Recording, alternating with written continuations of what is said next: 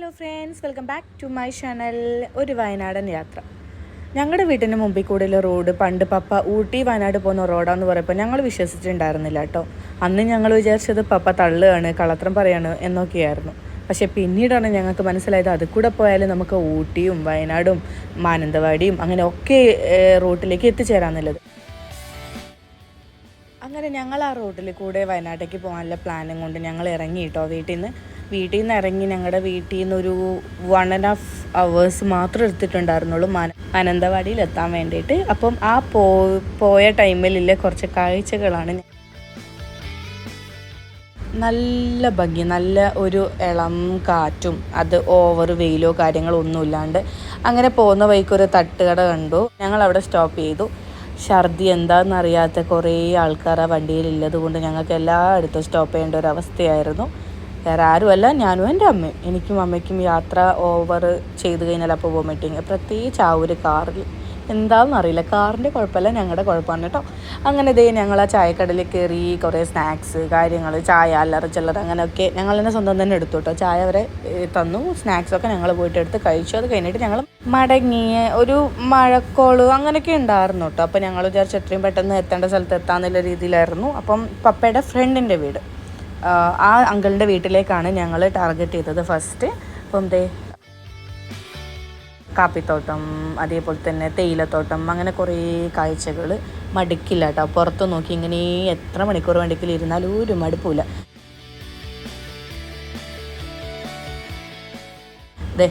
എൻ്റെ കൊച്ചാപ്പിക്ക് പഴുത്ത മാങ്ങ വായിൽ കൊടുത്തപ്പോൾ ഒരു പുളിപ്പിൻ്റെ ഒരു എക്സ്പ്രഷൻ, പുളിയും മധുരവും എല്ലാം കൂടെ മിക്സ് ചെയ്തിട്ടുള്ള ഒരു കുഞ്ഞു മാങ്ങ, അങ്ങനെ അത് കൊടുത്തു. അതിനുശേഷം അപ്പോൾ അവിടെ ജസ്റ്റ് ഒന്ന് സ്ലോ ചെയ്തു കേട്ടോ. ആ ഒരു തേയിലത്തോട്ടവും കാര്യങ്ങളൊക്കെ വ്യൂ ചെയ്യാൻ വേണ്ടിയിട്ട് ഞങ്ങൾ അങ്കിളിൻ്റെ വീട്ടിലേക്ക് എത്തി. അപ്പം അതിൻ്റെ സൈഡിലെ റോഡിൽ വണ്ടി പാർക്ക് ചെയ്തിട്ടുണ്ടായിരുന്നു. അതിൻ്റെ തൊട്ടപ്പുറത്ത് ചാമ്പക്ക കണ്ടാൽ എനിക്ക് പറിച്ചേ മതിയാവും. അതൊക്കെ പറിച്ച് കഴിഞ്ഞു. പപ്പയുടെ ഫ്രണ്ട് അങ്കിളിൻ്റെ വീട്ടിലാണ് കേട്ടോ ഞങ്ങൾ വന്നത്. അപ്പം അങ്കിളും പപ്പയും കൂടിയിട്ട് ലഗേജസും കാര്യങ്ങളൊക്കെ എടുത്തു.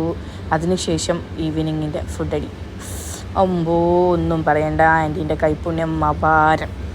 പിന്നെ ഈവനിങ്ങിലെ മഴ കാര്യങ്ങൾ, അവിടുത്തെ ഒരു ക്ലൈമറ്റ് ഭയങ്കര ഫോഗി ആയിരുന്നു. ഒരു ഈവനിങ് ഒക്കെ ആകുമ്പോൾ നല്ല ഭംഗിയുണ്ടായിരുന്നു, നല്ല വൈബായിരുന്നു കാണാൻ വേണ്ടിയിട്ട്. അപ്പം അതൊക്കെ കഴിഞ്ഞ് ഞങ്ങൾ അന്ന് തന്നെ ഞങ്ങൾ ബാൻസുര സാഗർ ഡാമിലേക്കാണ് ഫസ്റ്റ് പോയിട്ടുണ്ടായിരുന്നത് കേട്ടോ. ഞാൻ ഡാമിലേക്ക് ഫസ്റ്റ് ടൈമാണ് പോകുന്നത്.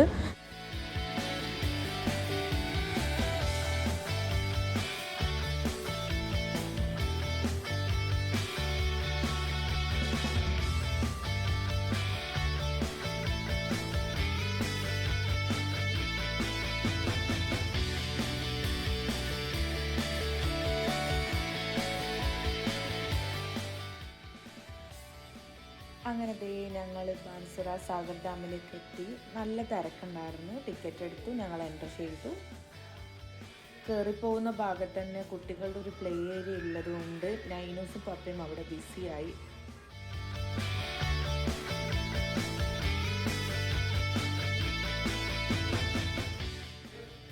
അവരുടെ പ്ലേ ടൈമൊക്കെ കഴിഞ്ഞതിന് ശേഷം ഞങ്ങൾ ജസ്റ്റ് മുമ്പോട്ടേക്ക് നടന്നു. ഇതാ കാണുന്ന ഏറ്റവും മുകളിലെ ഏരിയയിലേക്ക് നമ്മൾ എത്തണം. അതിനെത്തിയതിന് ശേഷമുള്ള വ്യൂ ആണിത്. റെയിനി സീസൺ അല്ലാത്തത് കൊണ്ട് വെള്ളത്തിൻ്റെ അളവ് കുറവായിരുന്നു, എന്നാലും കാണാൻ നല്ല ഭംഗിയുണ്ടായിരുന്നു. അതിനുശേഷം പപ്പയും മോളായിട്ട് കുറച്ച് ഫോട്ടോസൊക്കെ എടുത്തു. ഡാമിൽ നിന്ന് തിരിച്ച് മടങ്ങിയപ്പോൾ പിന്നെ ഞങ്ങളുടെ കണ്ണിൽ പെട്ടത് എക്സിബിഷൻ ഹാളാണ്. അപ്പോൾ ഞങ്ങളെല്ലാവരും കൂടെ അത് കാണാൻ വേണ്ടിയിട്ട് കയറിയിട്ടുണ്ടായിരുന്നു. ഒരുപാട് ഹാൻഡ് മെയ്ഡ് പ്രോഡക്ട്സും അതേപോലെ തന്നെ ഞങ്ങൾക്ക് വീട്ടിലേക്ക് വേണ്ട A to Z വരെയുള്ള കാര്യങ്ങൾ അവിടെ ഉണ്ടായിരുന്നു. അടുക്കളയിൽ കിച്ചൺ ഐറ്റംസ്, പിന്നെ ഞങ്ങളുടെ ഈ പട്ട, ഗ്രാമ്പൂ, അതേപോലെ തന്നെ വയനാടൻ സ്പെഷ്യൽ കുറേ ഹണി, ടീ പൗഡർ, അങ്ങനെ ഒരുപാട് ഐറ്റംസ് അവിടെ ഉണ്ടായിരുന്നു. ഞങ്ങൾ നൈനൂസിനും പിന്നെ എൻ്റെ സിസ്റ്ററിൻ്റെ ബേബിക്കും വേണ്ടിയിട്ടുള്ള കുറച്ച് സാധനങ്ങൾ വാങ്ങിയിട്ട് അവിടെ നിന്ന് വിട്ടു. പിന്നെ ഞങ്ങൾ ടാർഗറ്റ് ചെയ്തത് പൂക്കോട് ലേക്കിലേക്കാണ്. അപ്പം അവിടെ എത്തി. വണ്ടിയൊക്കെ പാർക്ക് ചെയ്തതിന് ശേഷം കുറച്ച് നടക്കാനുണ്ടായിരുന്നു, അങ്ങനെ നടന്നു.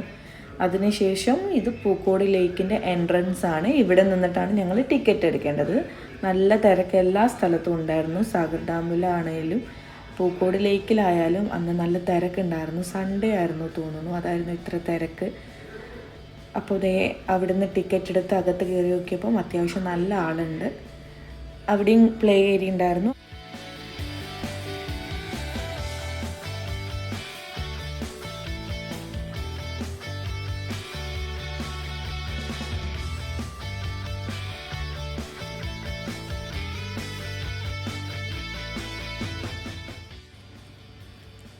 പൂക്കോട് ലേക്ക് കണ്ടതിന് ശേഷം ഞങ്ങൾ അടുത്ത് പോയിട്ടുണ്ടായിരുന്നത് ഗോത്ര പൈതൃക ഗ്രാമം എൻ ഊര്. ഈ ഒരു റീസെൻ്റ്ലി ഭയങ്കര ഫേമസ് ആയ ഒരു സ്ഥലമാണ്, ഒരു ടൂറിസ്റ്റ് പ്ലേസ് ആണത്. അപ്പം അങ്ങനെ ഞങ്ങൾ അവിടെ പോയി നന്നായിട്ട് ശശിയായിട്ട് തിരിച്ചു വന്നു. കാരണം അവിടെ ഓൺലൈൻ ബുക്കിംഗ് ആയിരുന്നു, ഞങ്ങൾക്ക് ടിക്കറ്റ് കിട്ടിയില്ല. അങ്ങനെ ആ ഒരൊറ്റ കാര്യത്തിൽ ഡിസപ്പോയിൻറ്റഡ് ആയിട്ട് ഞങ്ങൾ തിരിച്ച് നാട്ടിലേക്ക് മടങ്ങാമെന്ന് വിചാരിച്ചു.